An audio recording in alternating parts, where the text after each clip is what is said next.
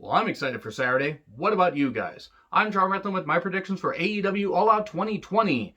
I'm looking forward to this card. I put my $50 down. I'm really looking forward to it. 4 times a year, putting $50 down to watch an AEW supercard, I certainly don't mind. If they were doing this every single month or even once every 2 months, I wouldn't be doing it because that would be a lot to ask for. But I want AEW to succeed, despite what some people might think.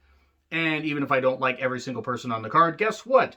I'm not going to like every single person on in any wrestling company. New Japan, WWE, I got my favorites and least favorites, and I just want AEW to succeed. I'm doing my part. Sure, $50 ain't really going to be, much, at least just from me, but hopefully more people buy it, and hopefully this pay-per-view is a raging success. Now, it has some matches I don't really care about, and it has some matches I think could potentially be show-stealing. 2 matches in particular I think could be Match of the Year candidates, like maybe the Bucks and Omega, and Page were, when they took on each other at Revolution. That was a goddamn great match. So let's talk about the buy-in. Let's talk about the bullshit of putting Big Swole versus Dr. Britt Baker tooth and nail match on the buy-in. So they built up this match for a couple months and they're putting it on the buy-in. Now I understand they want to have a hot angle, maybe get and entice people like, hey, watch this, you're gonna get more action like this. Alternatively, put the Bucks and Jurassic Express on there, and you could have this fast, paced match of great tag team action, and just had, hey, it's this established team. The Bucks are an established team and have a big fan base, and Jurassic Express are a pretty damn good team as well, and they could be fun. It's fast-paced action. You could get more people to buy it. I'm not saying Britt and Swole aren't, selling points, but they should be on the main card with the amount of build they put towards this, and I just think it's a disservice to the women. That being said, Britt Baker is losing here. Big Swole is going to get the victory. There's no doubt about that. She's fought through too much to not get the victory. Britt can, be that cocky, bitchy heel and rise up and get some good shit going. And no doubt challenge for the championship at some point. But Swole needs to get her revenge here. And then we get to Matt Hardy versus Sami Guevara. Broken Rules match. If Matt loses, he will leave AEW. Unless he's just packing up, going home, spend time with his family, and retire. Or, go away for 6 months after just debuting in AEW a number of months ago. He's winning here. Sammy's got enough over on him. And yes, Matt's got a measure of revenge, but Matt Hardy's got to win here. Sammy can continue to lose and still maintain his heat and maintain his punchable, his punchable face ability, if that's even a word or even a term. But he can be somebody that you can beat, and then he can rise up. He's got enough ability to be able to overcome that. Matt Hardy gained the victory as a send-off for this, to send off this feud into the night, I think is the right call. Dark Order, I don't like the Dark Order. If I mentioned that, Brody Lee, Colt Boom Boom Cabana, Evil Uno, and Stu Grayson versus Matt Cardona, Scorpio Sky, and the Natural Nightmares, Dustin Rhodes, and QT Marshall. They want revenge for what happened to Cody and Brandy. Well, maybe just Cody. Nobody cares about Brandy. I don't even think only Brandy cares about Brandy. As much as I don't like the Dark Order, unless they want to have Stu Grayson take the fall, QT is there to take the fall. He will take the fall.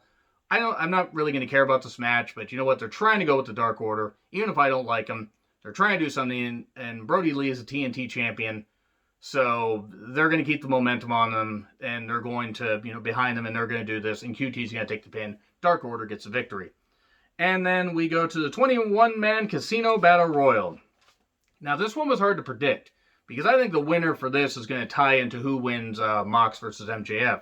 Here are the entrants so far. 17 entrants. Darby Allin, Lance Archer, Brian Cage, Ricky Starks, Pentagon Jr., Ray Phoenix, the Lucha Bros, Butcher and Blade, Eddie Kingston, Shawn Spears, Billy and Austin Gunn, Jake Hager, Santana and Ortiz, Best Friends, Trent and Chuck Taylor, and then there's 4 others. I'm going to say right now I'm getting really annoyed with the Battle Royal concept. I didn't mind the one they did for the women. That was actually kind of cool. Here's my problem. These Battle Royals are just there to get people on the card. I mean, think about it. They had one on Double or Nothing. Cage won, and then guess what happened? He challenged Jon Moxley, and did he win? He did not win. If Darby wins, I think MJF is winning, because you're going to need a face-heel dynamic. If Archer wins, I think Archer might win, then Moxley's going to retain. I think that's what it's coming down to. Whoever wins it, I don't think is being Jon Moxley or winning the championship regardless. But I think, you know what? I'm going to go Lance Archer. That's the thing. If Darby wins, MJF's winning. If Lance Archer wins, then Moxley's winning. So I'm going to go Lance Archer. Even though I'm not too confident about that, because I think we're getting a world title change. And then Hikaru Shida versus Thunder Rosa, AEW Women's Championship match. NWA versus AEW Women's Champion. They're going to steal the show. I think this is going to be the second or even best match of the night. And Hikaru Shida is going to get the victory, but give them 12 to 15 minutes. I love Thunder Rosa. I love Hikaru Shida. I think both these women are absolutely fabulous and are going to tear the goddamn house down and do some really good shit. That's what I got happening. Unless they want to do a title change and have Shida appear on an NWA event and win the title back, I think they're going to keep the title on her. But her and Thunder Rosa are going to really tear it up, and I'm really fucking excited. Of all the matches, I'm actually most excited for this match. And then we get Jurassic Express versus the Young Bucks. Young Bucks are going to win. I still say this should be on the buy-in. But the Young Bucks are going to win because they're building up something, you know, for them to fight FTR at some point. And I don't know, nothing against Luchasaurus and Jungle Boy, but you can beat Jungle Boy because he's young enough to where you can build him back up and he can, you know, be a single star at some point. The Young Bucks are going to win. Omega and Page versus FTR, AEW World Tag Team Championship match. FTR are winning. Here's why FTR is winning. You know why? Because it's time. It's time for Page and Omega to split up. And I think Page is going to go with FTR. Some people are thinking that Omega's actually going to go heel. And he's going to go back to the cleaner because they did something with, you know, him wearing the cleaner shades on Being the Elite. Which I don't watch, by the way. And I have my reasons why I don't watch Being the Elite. I already have enough shows that I'm reviewing as it is. I don't really care for it, but I understand if you guys like it, and that's great. A lot of people that watch AEW reviews like Being the Elite, and that's great. It's just not for me, but that doesn't mean you guys can't enjoy it. It actually was kind of weird. The one where the Bucks showed up at that Defy Northwest Wrestling show, back in January or February of last year. I was actually at that show, that Defy show. That was actually pretty fun. 500 people made the noise of about 3,000. Cameras didn't do justice for just how loud it was. But FTR is winning. I think they're going to beat Omega, and then Page is going to do something where he's going to turn on Omega, because then it's all a ruse. FTR running down Page was all a ruse, and we're getting FTR and Page teaming up. And then we get to the big one, Jon Moxley versus MJF. The Paradigm Shift is banned. AEW World Title match. MJF laid out Moxley on, to close Dynamite.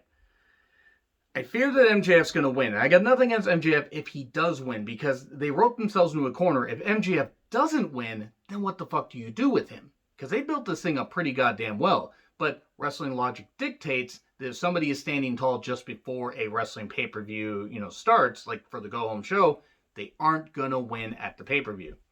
I think Mox is going to pull something out. He's going to find a way to win. But I'm not too confident on that. I got Moxley winning. But boy, this is going to be tough. The Battle Royal and this match are really tied together. But I'd love to know what you guys have to say in the comments. Like, share, subscribe, Twitter handle in the description. I'm John Retlin. I'll see you soon.